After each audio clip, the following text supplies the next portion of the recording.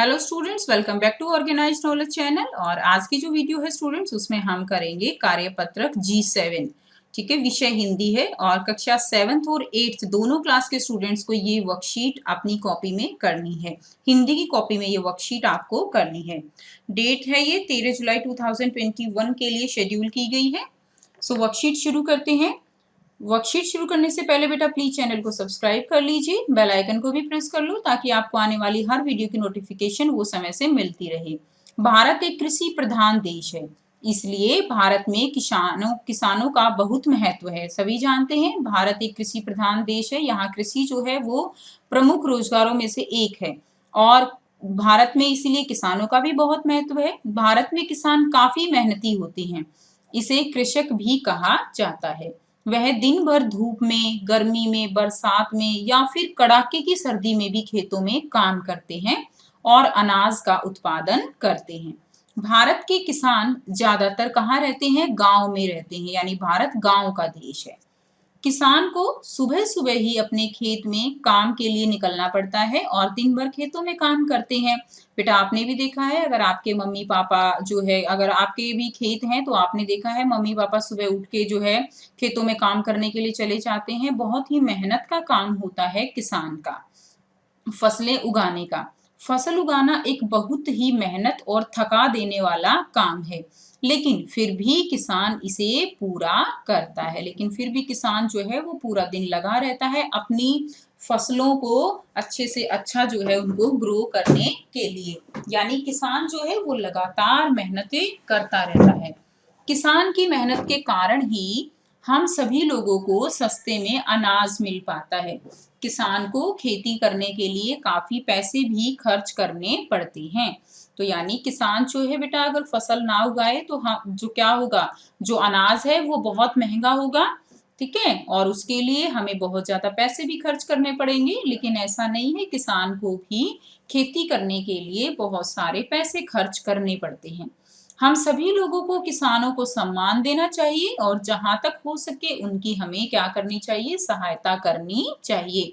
तो जो किसान है जो हमें अनाज देते हैं, जिनके कारण हम जिंदा रह पाते हैं, उनका हमें सम्मान करना चाहिए। अब देखिए टास्क 1 दिया गया है। प्रश्न 1, खेती में प्रयोग में आने वाले औजारों को उनके सही नाम से सुमेलित कीजिए। सो पहला क्या दिया गया है?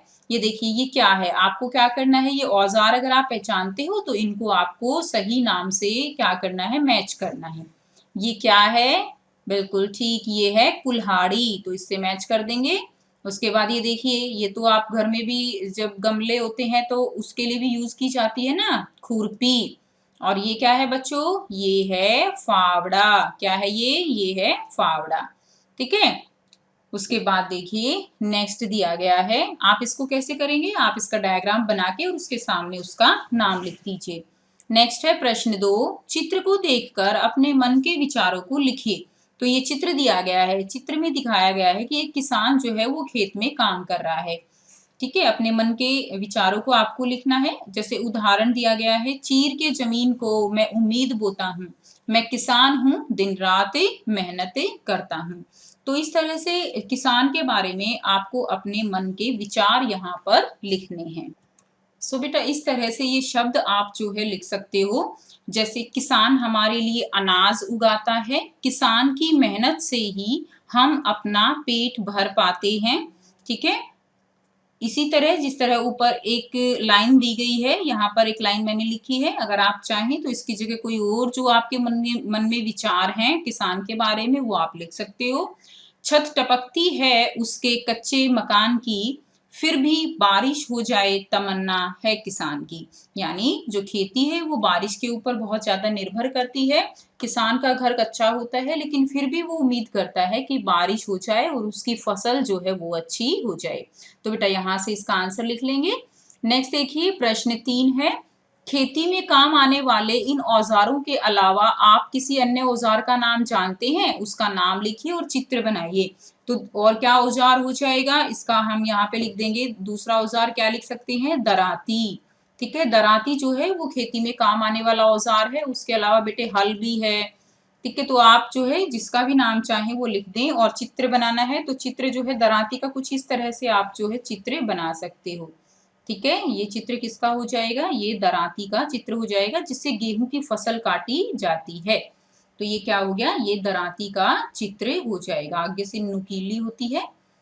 तो ये थी आपकी आज की हिंदी की वर्कशीट। आई होप स्टूडेंट्स आपको बच्चों वर्कशीट क्लियर है। कोई भी डाउट है आप कमेंट सेक्शन में कमेंट करके पूछ सकते हो। अगर आपको वीडियो अच्छी लगी तो लाइक कीजिए, शेयर कीजिए और चैनल को सब्सक्राइब कीजिए। जो नीचे रेड बटन है उसको प्रेस कर दीजिए एंड साथ में जो बेल आइकन है उसको भी प्रेस कर दीजिए। सो मिलते हैं नेक्स्ट वीडियो में नेक्स्ट वर्कशीट के साथ।